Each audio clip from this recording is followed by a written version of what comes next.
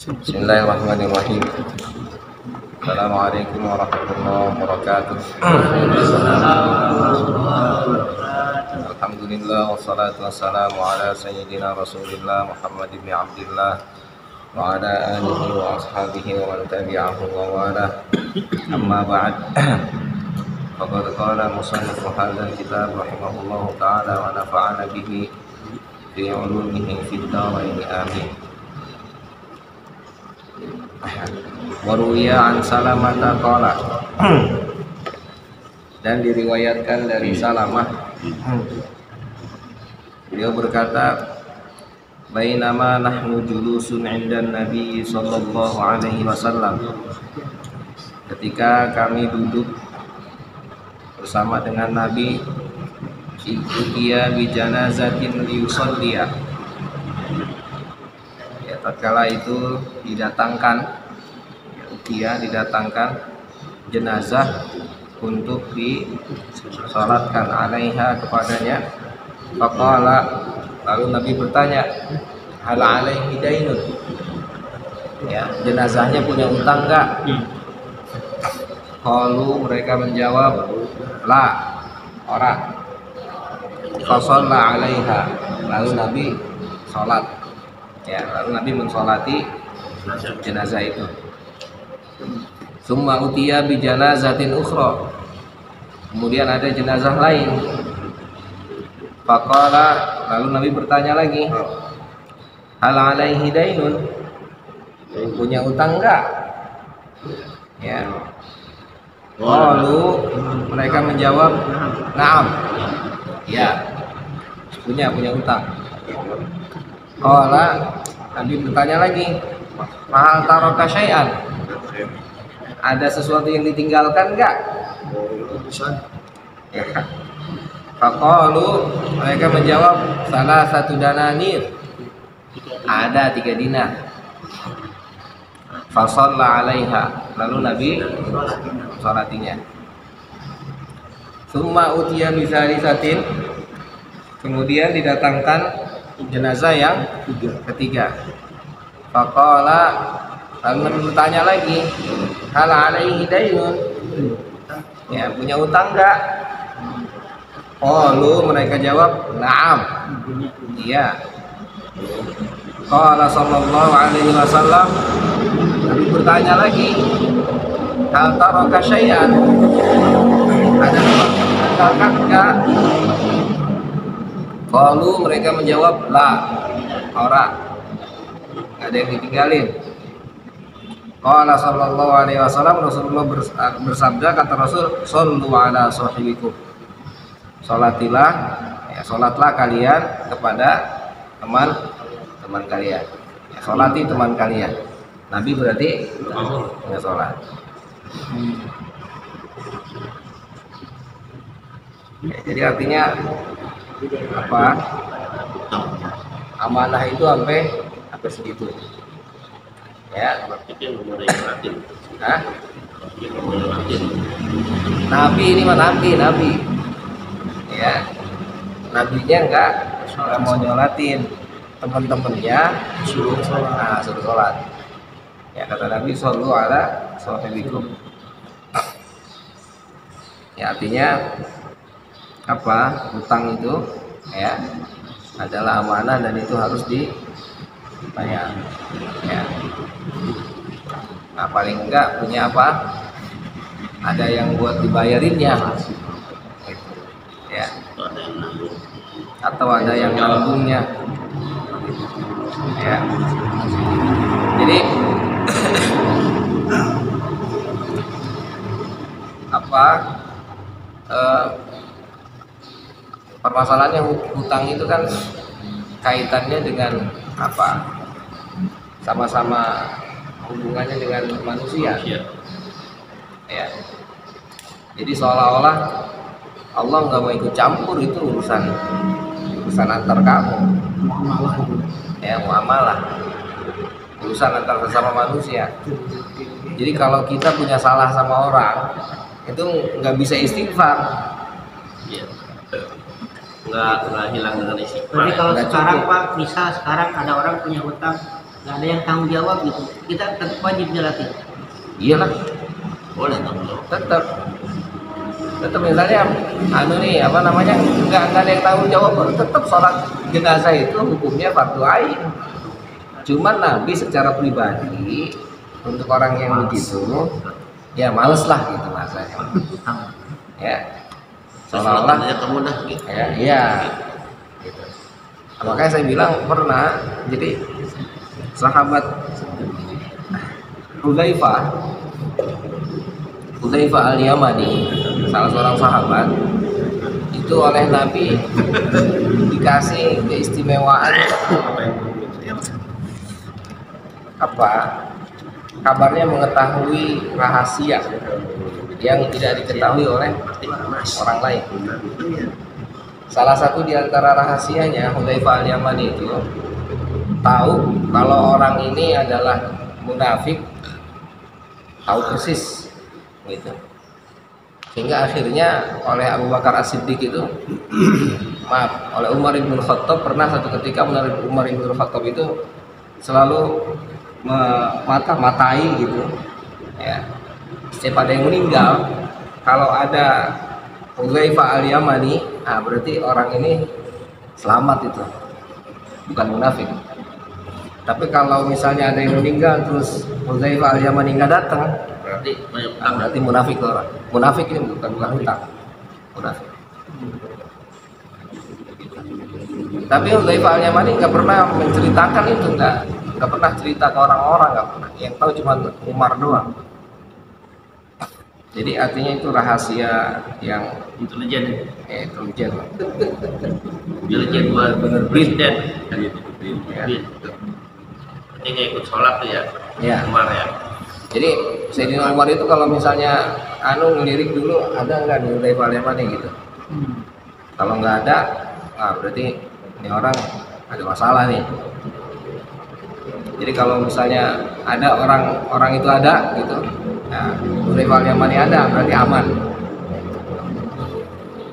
Jadi artinya apa?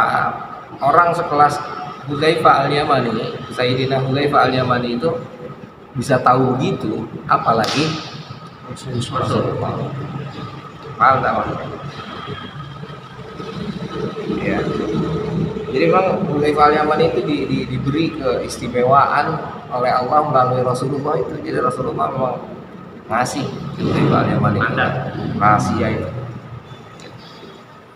Dan itu rahasia itu dipegang sampai beliau wafat.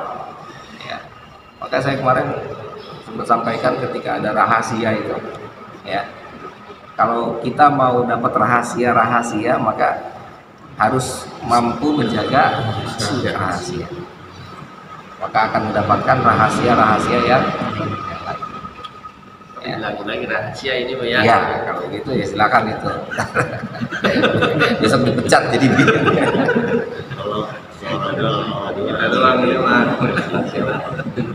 Kan banyak orang negara luar. Ya. Itu kalau meninggal. Makanya itu ya, kalau presiden punya utang kan dia mengatasnamakannya bukan pribadi. Iya. Mengatasnamakannya semua punya utang rakyat. Gitu. Ya. Ya makanya kan kita baca pernah kita baca kitab apa itu? Ayuhal Walad itu. Gitu, ya kan? punya utang. Kata Imam Ghazali, jangan deket-deket sama penguasa, katanya. Iya. Jangan bergaul dengan penguasa. Jangan pernah terima hadiah dari penguasa. Dapat sepeda. Ya, jangan diterima. Ya, mendingan beli dewek. Ya, beli dewek mah bagusan. Karena kalau beli dewek mah trek orangnya.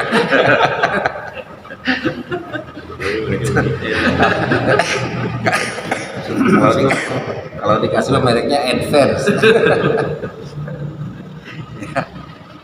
Jadi mending beli dewek. Oke, kembali ya. Jadi artinya Nabi bukannya enggak menyuruh yang lain jangan sholat, bukan ya, tapi Nabi secara pribadi ingin mengajarkan kepada para sahabatnya ini amanah. Nabi nggak melarang itu. Bukan nggak melarang, Nabi memerintahkan orang lain untuk mensolatinya, karena sholat jenazah itu kategorinya fardu kifayah. Ya mohon maaf, seandainya gitu, kasarnya gitu, seandainya yang lain nggak pada sholat, ya semuanya dosa, berarti termasuk Nabi dosa. Ya, kasarnya kan saya gitu sama Bang Haji Adam kan, Bang Haji Adam, datangin dah. Nah, jadi utusannya gitu, jadi saya nggak datang gitu, wakilin. Berarti kan ada sesuatu, ada apa gitu ya. Bang Haji Adam pasti nggak jalan lah, pasti nggak mungkin enggak kan kalau udah disuruh. Gitu. Jadi, tapi nggak boleh makin ustad. Kalau banyak nggak mau lagi. Iya, malah dikutuk. Berarti posisi Nabi dikutuk kan? Berarti posisi Nabi bukan di tempat mayat tadi ya? Di situ, jadi misalnya kasarnya gini kan, ini kan utia bijanazah. Kalau lihat teksnya ya, utia bijanazah, didatangkan jenazah. Berarti di depan Rasul tuh. Iya, makan jenazah, gitu kan. Jadi utia bijanazah, kata Nabi, punya utang nggak ini orang? Punya. Katanya punya. Ada peninggalannya nggak buat bayar? Nggak ada. Oh iya, sholatin dah. Gitu. Tapi Nabi nggak ikut. Nabi nggak ikut lah. Adi doang mah. Iya. Tapi saya yang lalu lebih bisa. Ya, apalagi begitu bang. Iya, ya, bisa aja, nggak ada masalah. Gitu. Cuma artinya pada saat itu kata Nabi pasti bilang nggak ada yang apa, nggak ada yang nanggung, atau bahkan dia nggak punya peninggalan untuk bayar. Akhirnya Nabi, ya kata Nabi, ya udah sholatin dah. Mungkin khawatir kalau disolatin sama Nabi masuk surga. Kalau ada yang nyoratin sholat sendiri dia. Masuk surga khawatir juga. Ya itu bisa jadi, artinya banyak interpretasi ya, banyak tafsir gitu. Bisa jadi nanti orang akan punya pandangan, orang Nabi, orang punya utang belum dibayar, kayak sholatin baik gitu misalnya gitu. Udahlah nggak apa-apa, kita utang kita lunas gitu, kita disolatin sama Nabi, yang bisa jadi. Komplain ya, komplain masih utangnya kebaikan. Neraka apa surga gitu kan? Banyak orang utang. Allah alam bisawab, ya artinya ini kaitannya kalau urusan antara sesama manusia itu urusannya sesama manusia. Nggak bisa langsung minta ke Allah untuk diselesaikan masalah itu, nggak bisa. Selesaikan di dunia. Ya selesaikan dengan manusia lah. Gitu. Meskipun Allah sanggup, Allah bisa untuk turun tangan, cuman kan ya nggak begitu anunya, sunatullahnya. Aku tentang ditunggu di pintu surga ya. Ya dijagain lah. Gitu. Kayak utang mulu. Asuransi. Enak aja mau lewat gitu. Nyantai aja jalannya, punya dosa. Iya. Gitu ya. Jadi harus hati-hati, artinya hubungan sesama manusia itu betul-betul dijaga. Ya interpretasinya tadi tentang kenapa Nabi nggak sholatin, gitu ya. Itu tadi banyak interpretasinya, gitu. Ya, bisa jadi interpretasinya seperti yang tadi Hudzaifah Al-Yamani, ya. Bisa jadi interpretasinya yang Ape bilang tadi, gitu. Karena memang khawatir nanti kalau disolat sama Nabi, itu aja punya utang banyak disolatin sama Nabi. Komplain yang utangin komplain. Nah, yang utangin komplain kan, gitu. Atau bahkan tadi misalnya orang nggak ada yang berani juga di hadapan Nabi bilang, Nabi saya yang nanggung, utangnya nggak ada yang berani juga, gitu. Bisa jadi orang ini Allahu a'lam ada masalah atau bagaimana, nggak tahu. Yang jelas artinya ini kasus ya dijadikan sebagai pelajaran berharga ya, bahwa memang apa namanya hubungan antar sesama manusia itu tidak bisa diselesaikan langsung oleh Nabi yang mengambil alih. Udah nggak apa-apa, lunas utangnya. Kan Nabi bisa aja bilang begitu kan. Ya kan, kayak kita kan maaf nih kiai-kiai kan pada begitu modelnya kan. Ini punya utang Nabi itu, Pak Kiai punya utang itu. Lunasin utangnya ya, lunas ya. Kan banyak yang begitu kan, kita lihat kan. Depan kiai mah iya, itu berutu juga. Nah iya kan gitu kan. Coba lihat.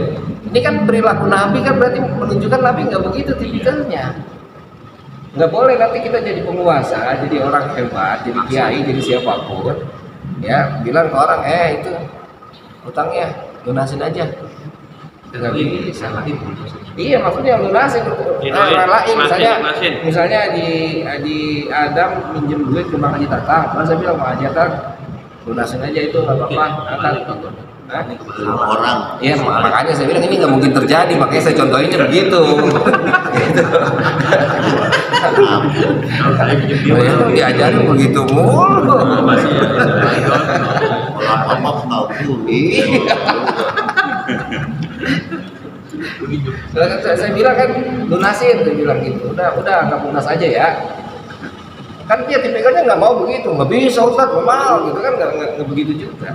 Enak aja ngomongnya. Enak aja katanya. Begitu buat naik sepeda, jalur sepedanya aja. Lah ya kan nggak, artinya Nabi itu tipikalnya nggak begitu, ya.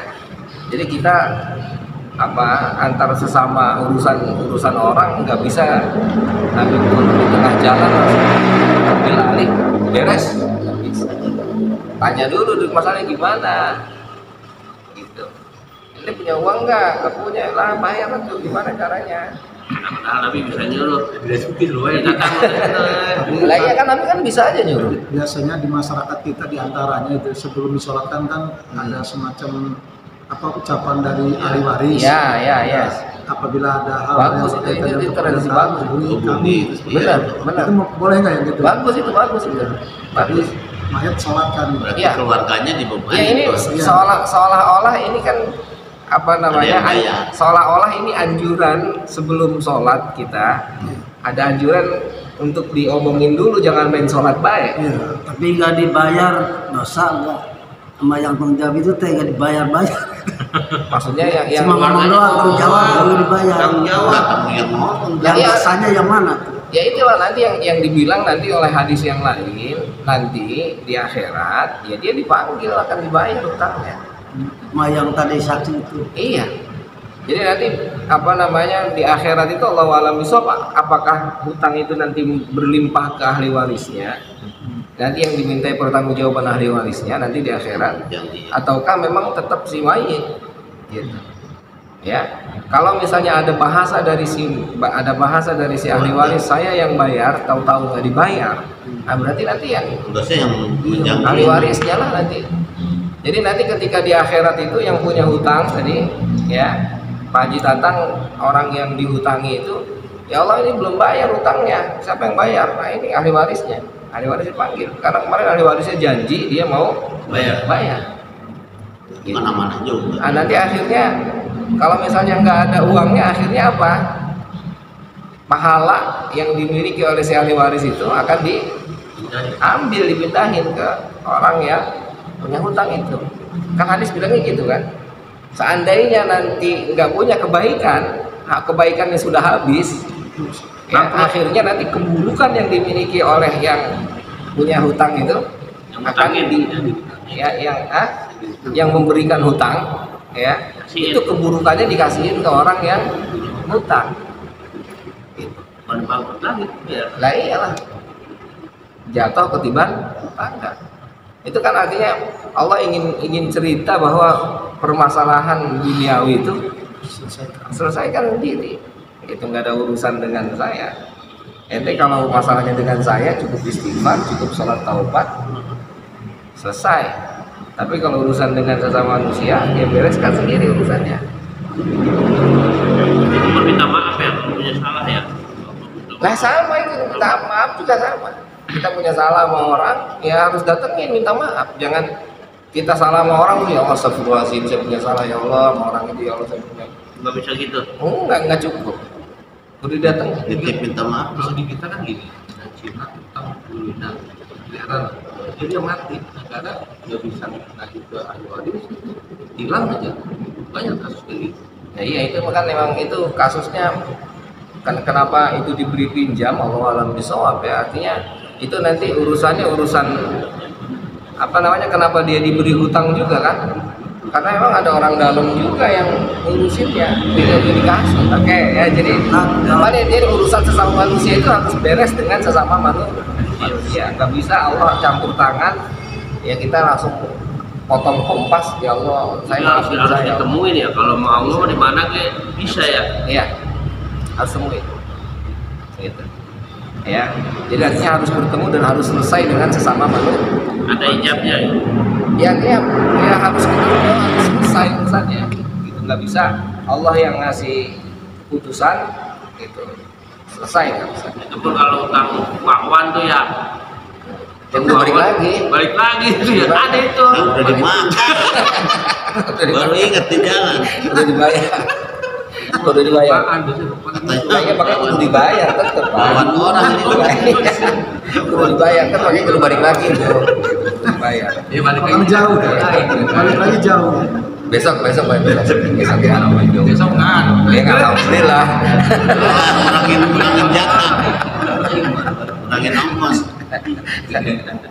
Oke ya, jadi artinya Nabi ngajarin kita ya, ini bukannya Nabi malas, bukannya Nabi nggak mau gitu maksudnya. Paling tidak tadi pelajaran contoh ya, tadi contoh banyak pelajaran yang kita ambil tuh ya. Jadi kita jadi orang tua juga sama, misalnya kita jadi orang tua nih punya anak si A masih B ya, dia utang misalnya, adiknya sama abangnya main utang-utangan dah gitu. Jangan bilang ke abangnya udah lunasin aja nggak apa-apa, terimain aja, jangan lah, itu hak dia. bilang pinjem ya Lah iya gitu. Kalau mau ya kita kasih uang ke dia, bayarin ke situ, itu urusannya biar beres. pelajaran Ya, jadi Nabi itu begitu urusannya, nggak pernah Nabi urusan potong kompas selesai, nggak ada. Makanya banyak kisah-kisah itu kan, cerita yang siapa sahabat yang berhubungan intim di siang hari bulan Ramadan itu kan, gitu kan, disuruh puasa, boro-boro puasa katanya di sekarang Ramadan aja begini, sempet jebol gitu. Ya kan, kalau nggak bisa puasa berarti kasih makan makin miskin. Ya kasih makan Senin Kemis. ya sudah paling miskin Ya iya. Ya udah kalau gitu mah nih saya kasih nih makanan nih, kasih ke orang miskin sono dah. Gitu udah beres. udah buat dia lagi Ya, kata dia Nabi nggak ada orang miskin di sini, yang miskin saya doang. Ternyata di kampung sini yang paling miskin saya, kata dia. Ya udah kata dia bawa pulang sono. tapi besok jangan begitu lagi Miskin baru. Belum dapat ya. gimana tapi batal lagi bawa korma lagi Itu Bapak Jita besok begitu lagi. Lumayan katanya dapat kurma gratis kan. Korma gratis Ya, oke. Jadi Nabi itu menyelesaikan masalah sampai segitu. Dan Nabi pun sama ketika urusan dengan sama manusia enggak ikut campur. Pernah ada sahabat itu yang jatuh cinta kepada wanita, ternyata wanita sama-sama budak, ya. Nah, yang budak perempuan ini budaknya Siti Aisyah, ya. Jadi yang budak laki-laki ini jatuh cinta kepengen dia kepengen dinikahkan gitu, ya. Akhirnya ada sahabat Nabi yang lain bilang ke Nabi itu kesian tuh dia jatuh cinta masih ono. Ya kasarnya kan ini mau budak Nabi kan kasarnya, artinya yang perempuannya kan budak istrinya kan. Gitu. Padahal kan Nabi tinggal ngomong aja, udah nikah sono gitu kan. iya benar budak tuh ya Nah, ya kan gampang ya. Tapi Nabi ngomong ke yang perempuan, ke budaknya kalau kesian si itu gitu. teman-teman lo Ya. Nah kata yang budaknya, Nabi memerintahkan saya untuk menikahi dia atas dasar wahyu atau bukan? Kata si perempuan itu. Gitu. Kata Nabi, enggak ada urusannya sama wahyu ini mah. Kata Nabi itu. Kata dia kalau emang nggak ada urusannya sama wahyu, saya kagak mau sama dia mah. Gitu. Ya, nggak mau sama dia. Kata Nabi, ya udah kalau nggak mau gimana? Gitu. Nabi nggak bisa memaksakan. Ya, Nabi nggak bilang udah kesian itu kau ini. kalau perintah Nabi mah dia dilaksanakan Ya ya kalau memang itu dasarnya adalah wahyu, kata dia, saya laksanakan. Kata perempuan itu. Ini kan artinya pelajaran bahwa Nabi aja nggak bisa ikut campur urusan pribadi seseorang. Aja mampu ya. Ya padahal kata Nabi kalau Nabi mau ngomong mah, kalau kata kita mah kan sama guru itu kagak sopan amat kan. Ya, tapi ternyata ada pelajaran berharga tuh. Ya, dan Nabi pun nggak kecewa kan, Nabi pun nggak ngomong dasar tuh orangnya kagak ngerti disuruh gitu, enggak. Ya, ini pelajaran berharga bahwa Nabi itu ya kalau ada urusan ya selesaikan dengan dengan baik. Kalau lebih gampang ya bentar, gimana kata gua? Nah iya kan gitu kan. Ya enggak begitu. Ya. Dikit lagi nih selesai bab anu. Wa an Qatadah radhiyallahu anhu qol, dari Qatadah radhiyallahu anhu beliau berkata qala rajulun, seseorang berkata, ya Rasulullah, wahai Rasul, ara'aita, ya, bagaimana menurutmu, ya, in kutiltu fi sabilillah, jika saya dibunuh di jalan Allah, sabiran, dalam keadaan sabar, muhtasiban, muqbilan ghairu mudbirin, muhtasiban, mengharapkan ridho Allah, muqbilan, menghadap Allah, ghairu mudbirin, ya, enggak berpaling. Artinya saya perang enggak ketakutan, ya, saya ngelawan musuh, ya. Itu ghairu mudbirin, itu maksudnya maju terus. Yukafirullahu anni khotoyaya, apakah Allah akan menghapuskan dosa-dosa saya? Qala, kata Nabi, na'am, ya, benar kata Nabi. Dosa-dosa kamu akan dihapus jika kamu tadi ya berjuang di jalan Allah, ya, dalam keadaan sabar, mengharapkan ridho Allah, maju terus pantang mundur, ya. Falamma adbara rajulu, ya, ketika seorang itu berpaling, artinya udah nanya, udah beres, Nabi udah jawab iya, nadahu, lalu Nabi manggil lagi, ya. Jadi ketika dia udah selesai ngobrol sama Nabi, kan pulang dia. Nah, dipanggil baru sini kata Nabi gitu. Qala, Nabi bilang, yaghfirullahu lisyahidi kulla dzambin. Nah, ini kan Allah akan memaafkan seluruh dosa bagi orang yang mati syahid. Orang yang mati syahid seluruh dosanya diampuni oleh Allah, ya. Illa daina, kecuali utang. Ya, awas itu, makanya saya bilang, ya, jadi urusan sesama manusia enggak beres. Jadi harus selesai. Jadi meskipun syahid, ya, Utang nggak dihapusin loh. enggak selesai. Ya, ingat ini, ya, syahid ini BKM kan, gitu. Kamu punya utang, Malah-malah.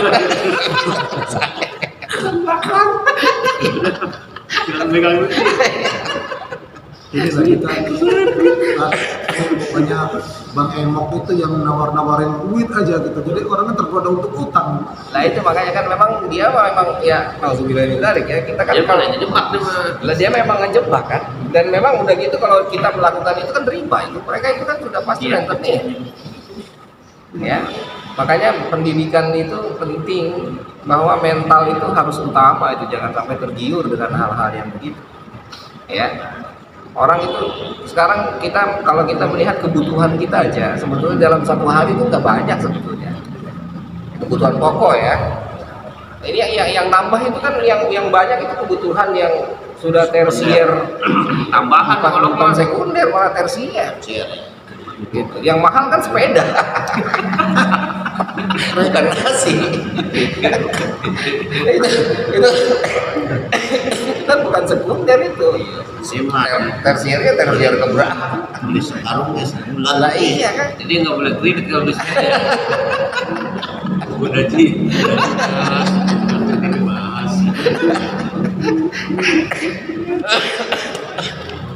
Ya, jadi mental tuh.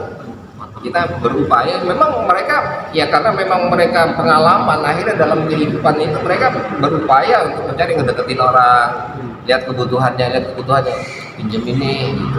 Ntar kapannya punya duit mah? Iya, kapannya punya duit, padahal mah udah direntenir apa dia. Hati-hati itu.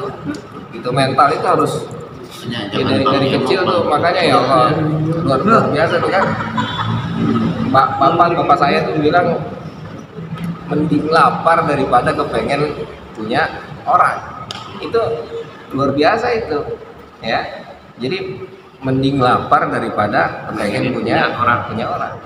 Jadi itu sesuatu yang harus ditanam itu dalam diri anak kita, gitu. Jadi jangan sampai kita ya mikirin perut, lapar, ngambil punya orang secara paksa. Meskipun memang dalam agama kan sudah terpaksa boleh, ya kan nanti ad-daruratu tubihul mahzurat kan gitu. Daripada mati ya. Lah iya kan, daripada mati mendingan gua ambil kan gitu. Tapi ternyata untuk membina mental jangan dulu, sabar dulu, lebih baik mati kasarnya daripada harus melanggar hak orang lain. Ya itu pendidikan untuk kita. Makanya kita meskipun ibadahnya kuat, ibadahnya rajin gitu, tapi kalau masalah dengan sesama manusia nggak selesai di situ. Nggak selesai dengan ibadah. Nggak selesai dengan ibadah. Ya sebenarnya kalau kita mau lihat agama kita ini nggak terbatas hanya dengan apa, hanya dengan ibadah sholat, puasa, zakat lah. Sama orang kafir juga sama. Lah iyalah, coba lihat ketika teks Al-Quran misalnya ara'aital ladzi yukadzibu bid-din, apa itu? Tidakkah engkau tahukah engkau bagaimana pendapatmu tentang orang yang mendustakan agama, orang yang berbohong terhadap agama itu kayak apa? Sholat. Ntar nomor berapa itu sholat? Alladzina yukadzibu bid-din apa? Fadzalikal ladzi yad'ul yatim. Jawabannya itu kan sosial. Orang yang menelantarkan anak yatim. Wala yahuddu ala ta'amil miskin. Ya, enggak menyuruh orang untuk berinfak kepada orang miskin kan. Coba itu kan duluannya itu kan. Baru fawailul lil musallin, baru orang sholat nomor berapa itu. Agama kita itu ngajarin sosial, baru hubungan ritual. Gitu. Nggak selesai hubungan kita tuh sekarang setiap hari, satu hari full sama Allah doang, nggak bisa. Harus sesama manusia. Mau sedikit. Nah iyalah, sama Allah mah coba kita gimana nggak sayang sama kita kan? Asal Karena Allah tahu bahwa kita ini manusia yang nggak bisa hidup tanpa manusia yang lain. Kudu berinteraksi. Itu teks agama itu dari awal udah begitu. Ini dosa yang paling besar meninggalkan sholat. Iya. Belum bisa minta maaf. Orang. Nah iya, makanya artinya dosa yang paling besar itu adalah meninggalkan sholat. Tapi lebih besar lagi dosanya jika punya salah dengan orang lain dan itu tidak mau minta maaf. Makanya dibilang salah satu di antara dosa besar, dosa yang paling besar itu syirik, ya kan? Yang masuk ke dalam kategorinya, termasuk kategori syirik nanti dosa besar yang termasuknya itu nanti ada sambung mubikot itu dalam agama itu 7 dosa besar yang diantaranya adalah durhaka kepada kedua orang tua. Durhaka kepada kedua orang tua itu kenapa kok masuk ke dalam kategori itu, masuk ke dalam dosa besar itu kenapa? Karena ya sama manusia itu. Sama manusia ya. Lah iya kan? Lah kudu minta maafnya sama manusia lah, jangan sama Allah. Dia dosa sama orang tua, ya. Lalu dia sholat, dia puasa, dia zakat, dia sedekah kepada orang-orang, sama orang tuanya tetap berantem, nggak bisa. Paham tak? Nggak bisa. Ya, makanya saya bilang akhlak itu, ya, adalah manifestasi dari ibadah yang kita lakukan. Kalau ibadah kita benar, maka akan lahirlah akhlak yang Baik. mulia. Maka kalau akhlak kita nggak benar, kudu diperhatikan sholat kita itu ada masalah di sholat kitanya. Ya, jadi kita sekarang sholat ke masjid rajin, tapi sama orang nggak mau baik, sama orang nggak mau sopan, sama orang nggak mau menghargai, ya jangan-jangan sholatnya ada masalah tuh. Sholatnya kudu diperbaiki. Ada yang diincer kayaknya. Gitu. Ada yang diincer. Itu maksudnya tuh. Ya. Jadi kudu match semuanya tuh. Kudu nyambung gitu. Nah, kita sholat kita nggak bener, jangan-jangan hubungan kita dengan orang tua kita, dengan keluarga kita ada yang salah. Makanya sholatnya kagak khusyuk-khusyuk. Sholatnya mikirin apa baik. Jangan-jangan ada masalah sama orang tua kita, sama istri kita, sama adik kita, sama keluarga kita. Mana? Perbaiki itu. Jadi semuanya sama-sama saling terkait. Akhirnya inna sholata tanha 'anil fahsya'i wal munkar itu begitu maksudnya. Sholatnya bukan hanya sekedar dalam sholat, tapi dalam hubungan dengan sesama pun, ya dalam keadaan sholat. Itu maksudnya. Ya, oke. Ya, jadi kembali ya bahwa hubungan antar sesama itu ya harus diselesaikan dengan sesamanya. Nggak bisa hubungan antar sesama Allah campur tangan, dan bukan Allah nggak mampu, bukan, tapi Allah ingin memberikan tanggung jawab kepada kita bahwa selesaikan masalah. Kamu bisa menyelesaikan masalahnya. Ya. Oke, cukup ya. Nakifuna walhamdulillah wallahu a'lam.